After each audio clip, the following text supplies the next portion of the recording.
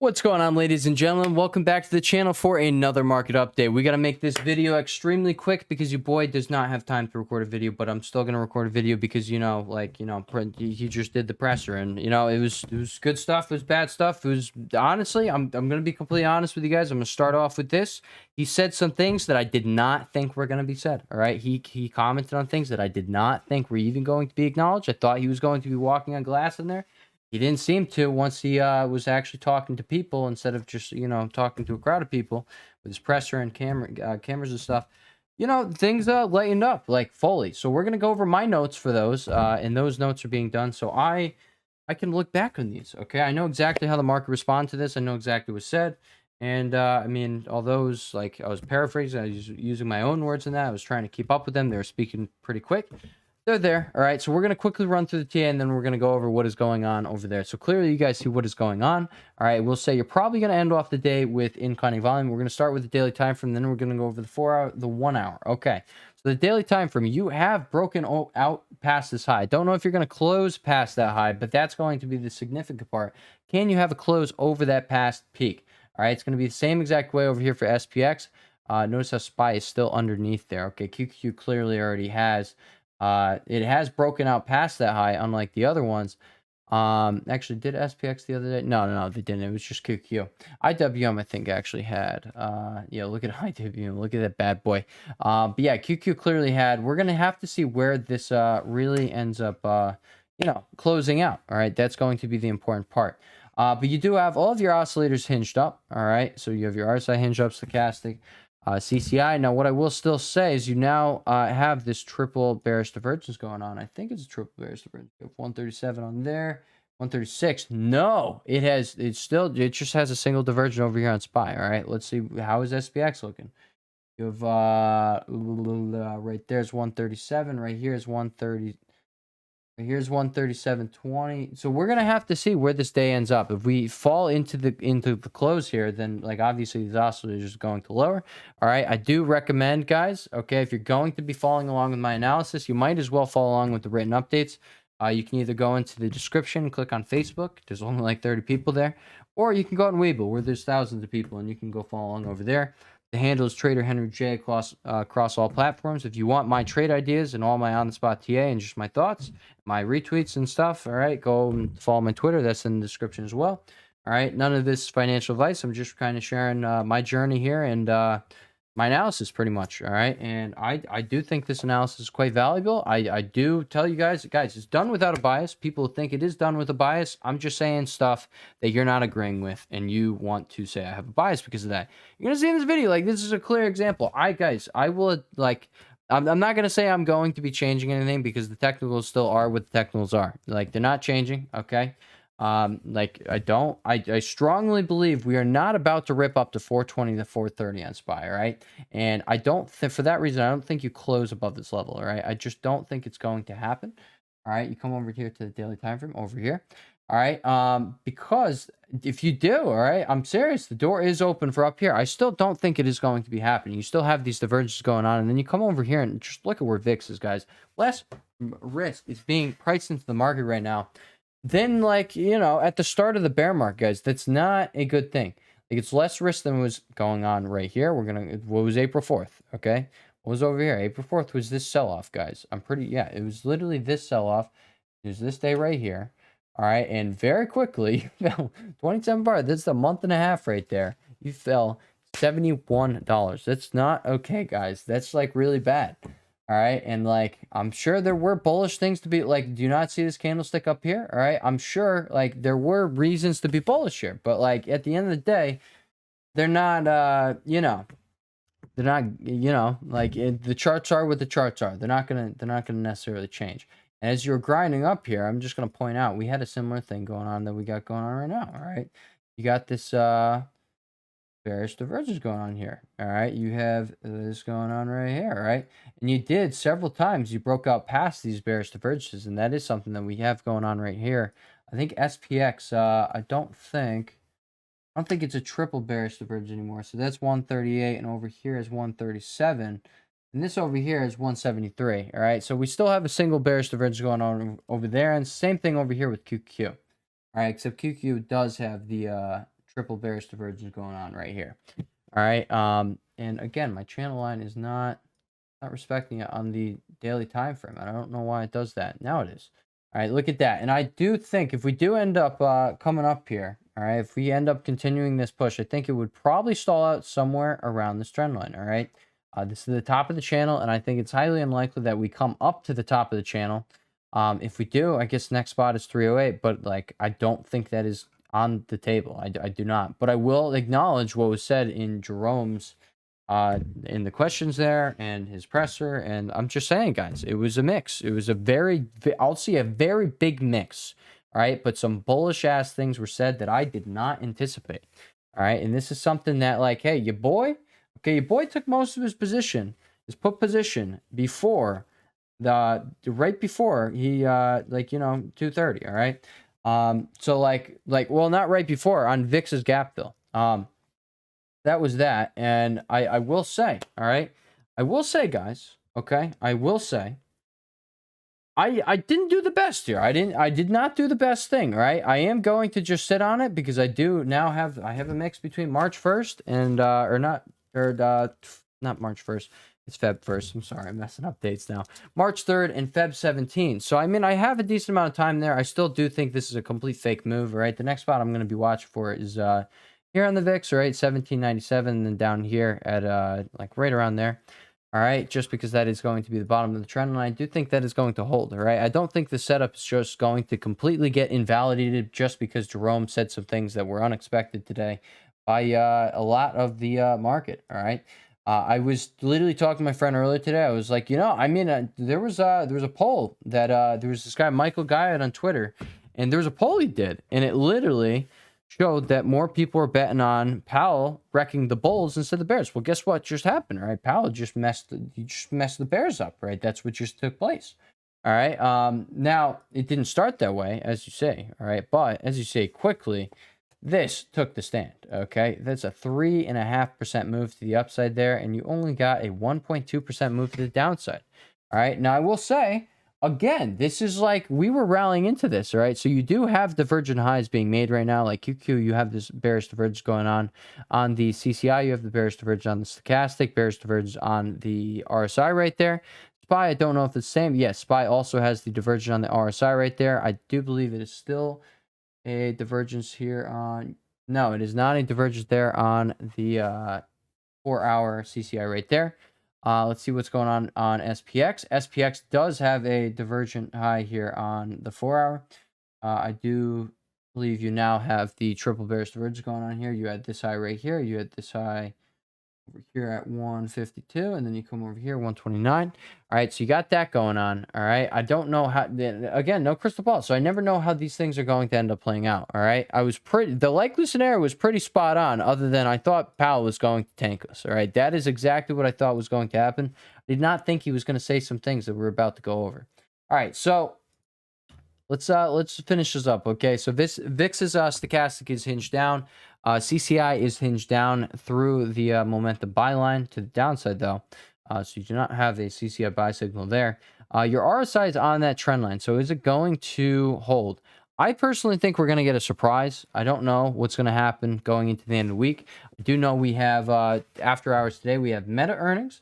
And then after hours tomorrow, 4 and 4:30, we have Apple, Amazon, and Google earnings. So that is going to be something that is most certainly going to be, it's going to be moving the market, right? Just like you just saw Jerome move the market. That's the other big market move of this week, all right? It's going to be those earnings. I do think we're probably going to see a recession narrative come along in there, all right? There's only a few things that came out today that out of Jerome's mouth that hinted towards recession. I'm going to be honest, guys, a lot of it was Jerome was taking a victory lap. All right, he was taking a freaking victory lap. I saw it. All right.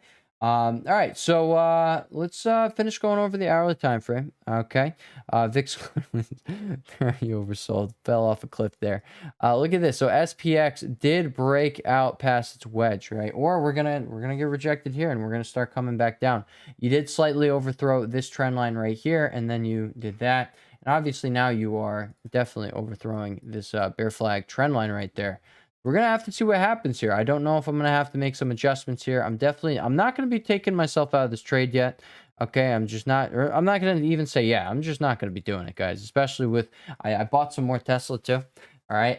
Luckily earlier today, I literally took myself out of this. All right. I took myself. Luckily, like so freaking luckily, I got to take myself out of this, and then it was like earlier down here, and then they're not down here. It was somewhere over here, and then I don't actually know where it was. But either way, I ended up selling them today. And then I ended up, I laddered back into them over here. And by the time VIX's gap fill came along, I was pretty much in like all of them. All right. So there was that. All right. I still do have a little on the side just in case the worst case scenario happened. All right. But I'm just going to let you guys right now. That money is definitely going into Tesla puts. I think Tesla puts are going to pay. And they are the ones I'm buying, at least. They're March 17th. So I am down for it. All right. And honestly, guys, like Apple does have earnings. Now, I wouldn't recommend playing Apple earnings, but this is why a lot of big tech is probably going to take a dive, and that is why QQ is probably going to be taking a dive. All right. Again, don't know why that channel line is not showing on the daily time for me. Yeah, guys, I would be watching this top end of the channel here, 303.50, 304. All right, for your next move, like down. Okay, for this. Like, if you're going to continue higher, you're at least going to have this move down. You're going to retrace here, okay? But I'm just saying right now, you're most likely, this is your fake move, all right? This is your fake move. But let's say you do hit that, all right? Wait, what am I doing right now? What am I doing right now? Come over here, okay? You come right there, and you got that right there, okay? So if you were to stall right now, you would be looking right over here, 296, and then you'd be going up. But whatever, just a little fib right there. But then again, all right, I guess you did actually start your move down here.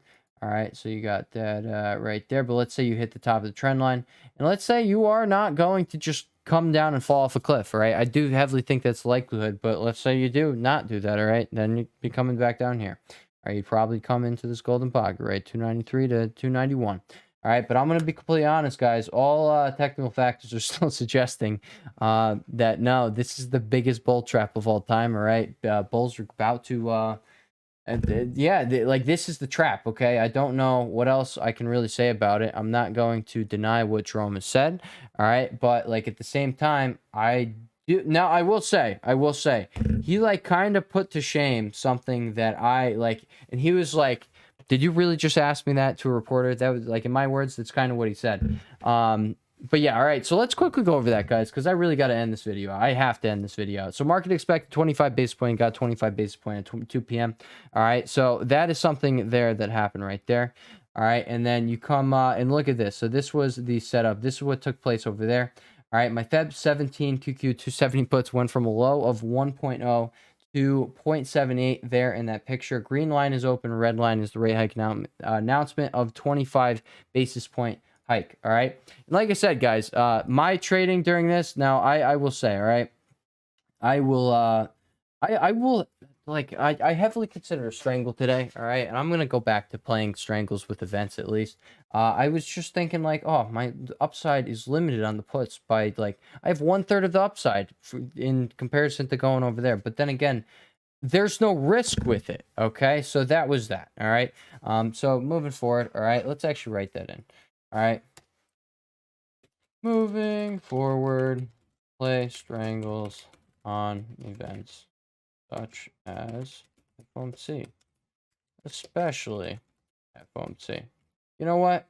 Play strangles on FOMC events. That's it, okay? Because honestly, CPIs, they're not always promising, but FOMCs, guys, look at this. You had plenty of, like, you had opportunity there for puts and calls, all right? And obviously, if you just held, you would have done that, all right? And that would have been that. I do still think this is, the fake move, guys. That is, at the end of the day, that is what I think it is, all right? The technical chart, like, you know, the charts, they're not bullish, okay? And VIX just filled this gap, all right? So that is something that's taking place, but you don't form this compression pattern when you are about to break out to a like, you know, you're not about to run to 420 430 on SPY. That'll say right now with pretty much, I'm pretty confident on that one. All right, like I'll give it, like, with what just got said, I will, like, still, even with what just got said, I will still only give it, like, I'll give it a realistic 10% chance of you come up here to this gap fill, right? Which the gap fill would be at 421.22, and I guess you know what, 421.22. All right, because now, hey, we're gonna have to see where that closes. All right, but it's on the table. I don't think it's going to be taking place, but it's there. Okay, it is there. Then that sucks if it happens, right? But it's there. All right. So let's go over what was said. All right. All right. So VIX still hasn't filled its gap. It's still inside the wedge started. Blah, blah, blah. All right. Jerome's comments. We're gonna really speed run through these. These are me paraphrasing throughout these. Ongoing increase will be appropriate, significantly reducing the size of the balance sheet. Sometime tight conditions. I don't know why. Yeah, sometime tight. I don't know why I wrote that. Market is absolutely tanking while VIX spikes before filling gap as speaks. Side note. QQ just broke lows. That's okay. I don't know what I was saying. Inflation remains well above the long-term goal. Core PCE rose 4.4%. Inflation reading shows reduction over the past 3 months. They need substantially more evidence to be confident that inflation is coming down towards the long-term target. Long-term expectation remain well anchored. So the market's expectations still are down. All right, guys. They still think, and I think that's what he was saying there. All right. It will become entrenched. I don't know what he was saying there.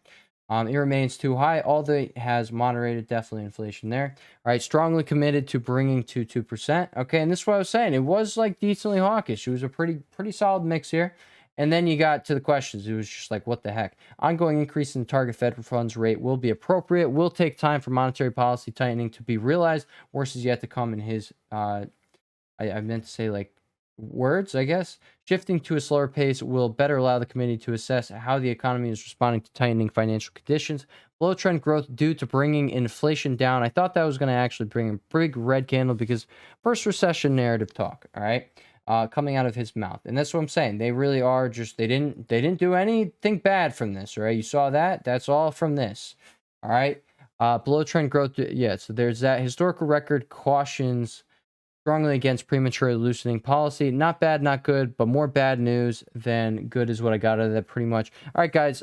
In tomorrow's video, we're going to go over... we'll go over the questions right now. Crap. I just don't have time, guys. VIX gap has been filled. He's happy to see inflation coming down. Bullish. By many indicators, the job market is still strong. Bearish. Is SEP still the best guide path going forward? Ongoing rate hikes will be appropriate, as mentioned in SEP. Financial conditions sure have tightened. Work still needs to be done there. The job is not fully done. We don't see disinflation yet in the core services, example housing. Market is going crazy off this. It would be very prematurely to declare victory. That's what he's saying against inflation. Market went absolutely balls to the walls crazy off Jerome saying that the disinflationary process has started. He needs a couple more rate hikes. That's what he said. He's not very far from that level. Bullish, which that's like the level he would be like, you could stop rates at. Bullish. Real rates are now positive. Policy is restrictive. This is like bullish, guys. This is what I'm saying. He was answering these questions like in a bullish manner. We will be carefully watching the economy. He mentioned the disinflationary process again. The minutes will come out in 3 weeks and we'll give you a lot of detail. Minutes may have just spoke about a pause. Those minutes may cause the massive push when they come out. Remember this, guys. So this is the point of these notes, guys. We will know. There's only one way forward for the debt ceiling, and that is to raise the debt ceiling limit. Bullish is AF, in my opinion, guys. And that's just because, like, hey, all right, he just told everyone that they're like, no matter what, they have to do it. All right, they got to do it. So who cares? All right, the committee decided that this was not the time to pause. There's work left to do. All right. Markets exploded up to resistance after he started saying stuff about the inflationary process starting. Moving forward, play strangles on FOMC events. All right, guys, with that being said, I will catch you guys in the next video. I really got to get to work, all right? I will catch you. Peace.